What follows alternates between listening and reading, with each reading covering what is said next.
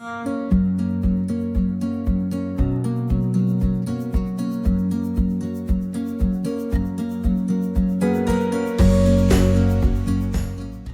Scott, Hub Media. It's the October show with Craig from Cousins Cooling and Heating.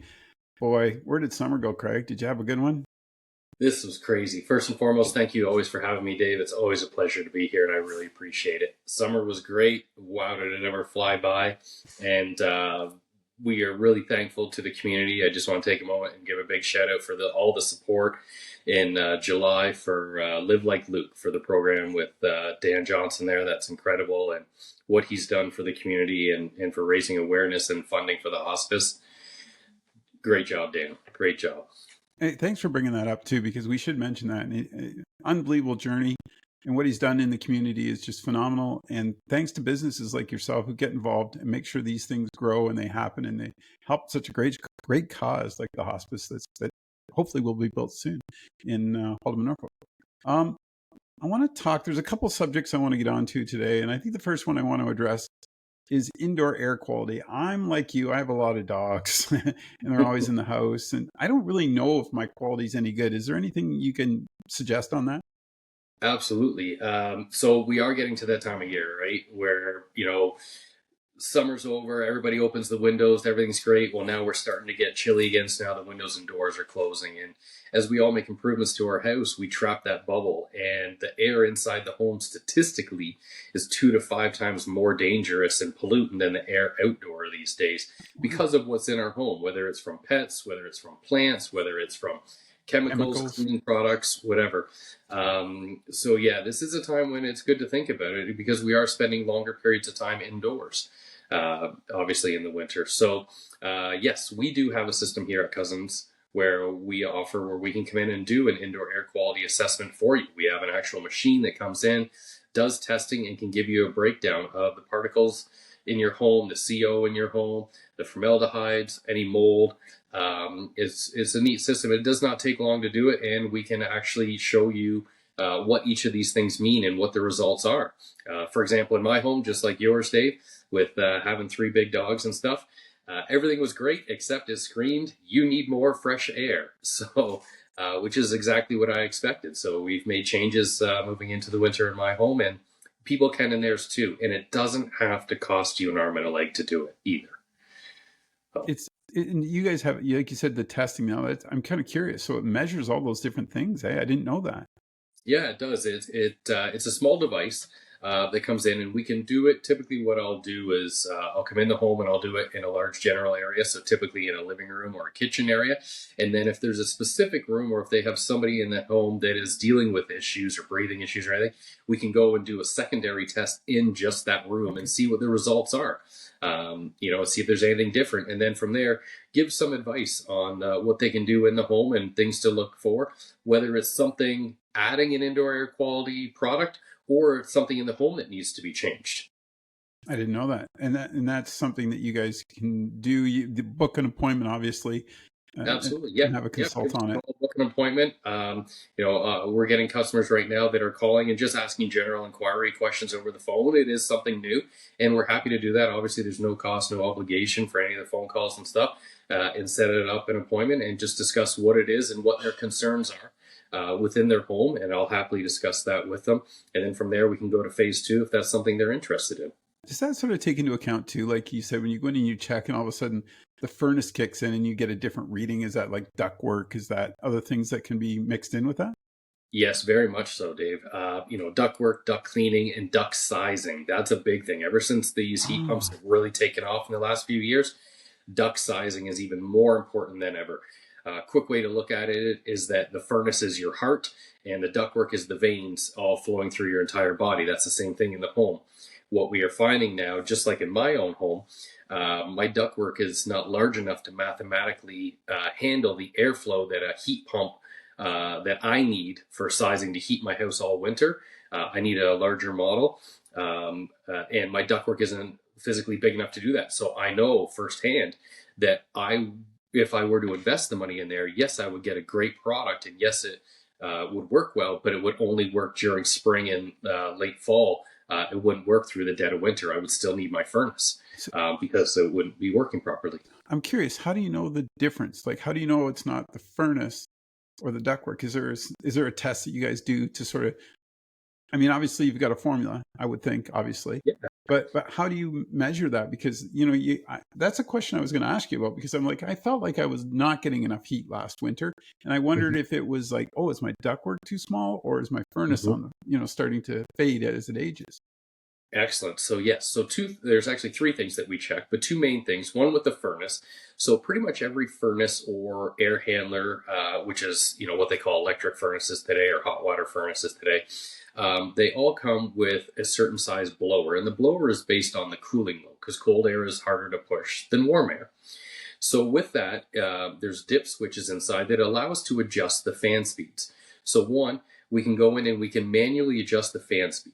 Two, we look at the from your plenum, which is the box on top of the furnace, the size of the trunk of the duct that comes off there, and see mathematically how much air that can push. And that's the problem in my home, is that my furnace is large enough to handle the proper air heat pump. My plenum is large enough to handle that heat pump, but the ductwork that's branching off of that is not large enough to allow the peak air volume that would be required. So we look at that as well too, and see how much airflow that can allow. The third thing we look at, which I try and do on a fair few of my calls, is we look at what's called the static pressure. Okay. Every piece of HVAC equipment, when you pull the door off the front, will have a rating plate on it with a model and serial number. It will also tell you what the static pressure should be within the ductwork to achieve optimal performance. I've seen people that say, oh, well, I want to oversize, I want to undersize. With doing that, you can't do it these days, because that furnace, to give you 95% efficient, 97% efficient, whatever it might be, whether it's a geothermal unit or a heat pump, it rates on static pressure. So if the static pressure is not good, then you're not going to have proper flow. And it's just like blood pressure. Imagine if you had poor blood pressure in your left arm, but the rest of your body's fine. Right. You're going to have a branch of your home that's going to starve it doesn't get as much air. Air is lazy, will always take the path of least resistance and whatever's most convenient. So you need to set up the static pressure properly so that it reaches every part of the home evenly dispersed. And you got to remember too that when adjusting these types of things in a home, when any responsible and registered contractor comes in and does this, statistically it takes 48 to 72 hours to see full result. Oh, It is okay. not something that we would come in today and make an adjustment and you would see a result by 5 o'clock. Now, there is a very good chance you would see the result by 5 o'clock tonight, but statistically speaking, for optimal performance throughout the entire home, whether it be 1,000 square feet or 5,000 square feet, it takes 48 to 72 hours to allow that full system to go through its function multiple times and achieve even distribution. I mean, I looked up some of the things you should look for that indicate that there is a problem, like your furnace is constantly kicking on, right? Like those little things that you're like, oh wait, your house isn't maintaining that warmth that you want it to. I mean, there's Right. other secondary factors, obviously windows and other things like that you got to be concerned with. Yep. But if you got those two or three things going, you need to get it checked, right? Like, I mean, obviously you're spending money, you're throwing away money. Absolutely. I can tell you that literally today, my appointment this afternoon is a gentleman that was having an issue with a system that he got installed and somebody else couldn't figure it out. It's only a year and a half old. Nothing against the other guys. They're great at what they do. But we went in there and immediately we found that his static pressure was nowhere even remotely close.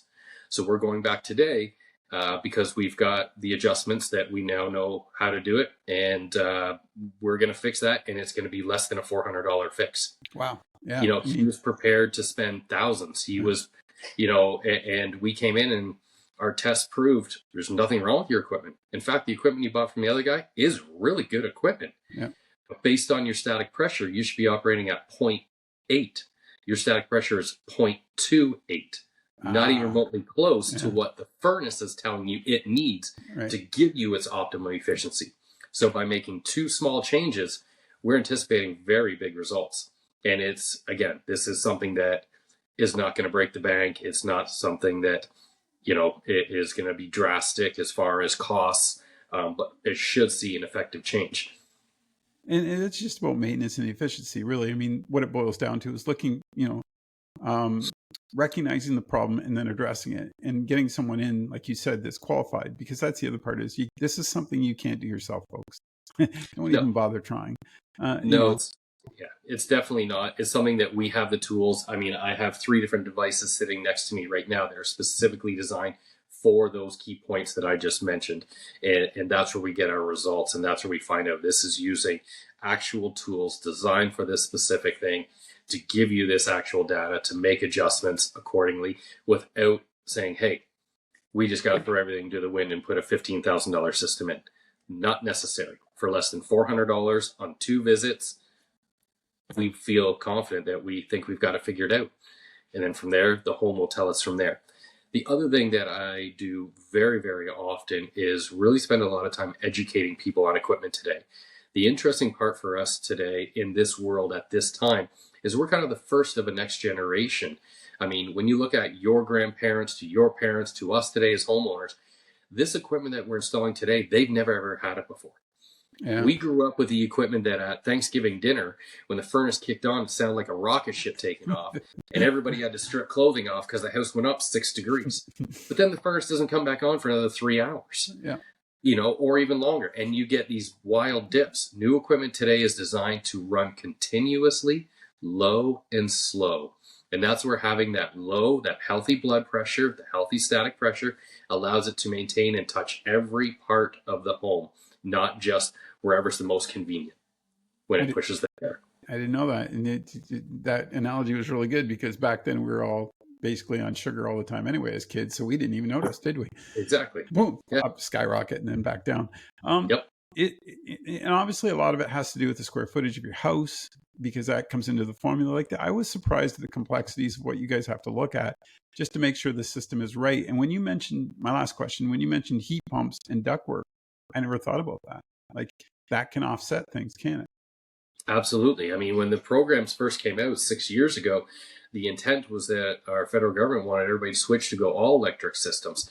And, and that's where they're incentivizing money. And then HRAI, Heating, Refrigeration, Air Conditioning Institute of Canada, came forward to them and said, hey, we don't think this is going to work because of ductwork issues, and here's why. And after surveying the homes, they found out that's correct, that, it's about a 50-50, the amount of houses that can handle, based on what the house is going to require, to the house that can't handle it simply because the ductwork isn't large enough, is quite a split. And that's when they said, okay, fine, you can keep your furnaces as a backup.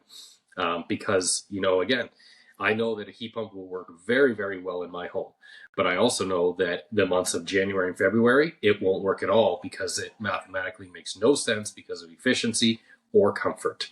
Did not know that. Man, that's why we bring you in. Well, thanks, Dave. But one last thing that I just want to encourage everybody out there. When it comes to efficiency of equipment, when it comes to the way equipment is manufactured, any HVAC equipment at all, that has been pretty much governed and controlled by Natural Resources Canada, and for good reason, for efficiency.